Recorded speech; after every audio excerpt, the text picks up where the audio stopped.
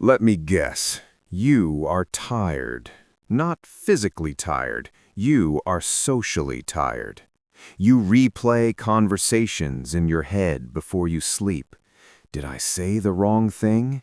Did I offend him? You say yes to extra work because you are afraid your boss will think you are lazy.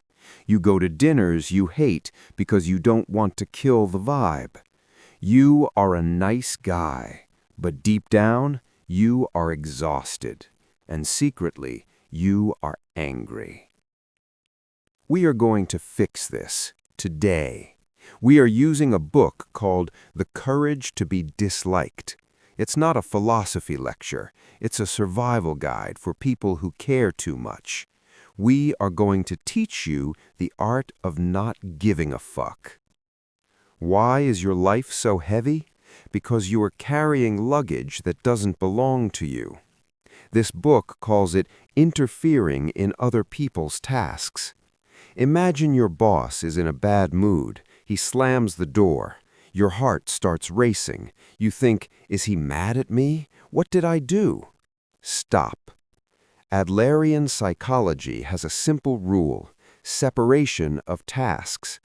Ask yourself, whose task is this? The boss being angry? That is his task. He needs to manage his emotions. It has nothing to do with you. But you try to fix his mood. You try to please him. You are trying to drive his car while sitting in your own car. No wonder you are crashing. Here's a hard pill to swallow. You love being praised. You want your parents to be proud. You want your boss to say, "Good job." But the book says praise is a trap.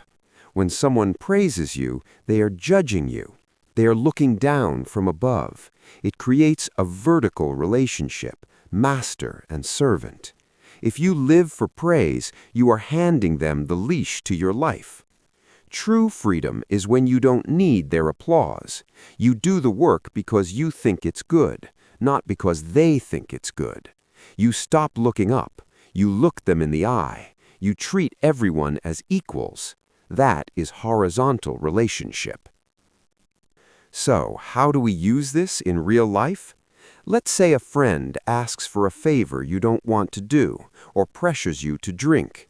The old you would say yes, then go home and hate yourself. The new you uses the sword of separation. You realize it is your task to say no. It is their task to handle the rejection. If they get mad, if they call you boring, let them. That is their problem to solve, not yours. You don't need to be mean. You just need to draw a line. This brings us to the title. Why do you need courage? Because when you start drawing lines, some people will not like it. The people who used to control you, they will be annoyed. They might dislike the new you. And that's the best thing that can happen to you. Being disliked is the proof that you are free.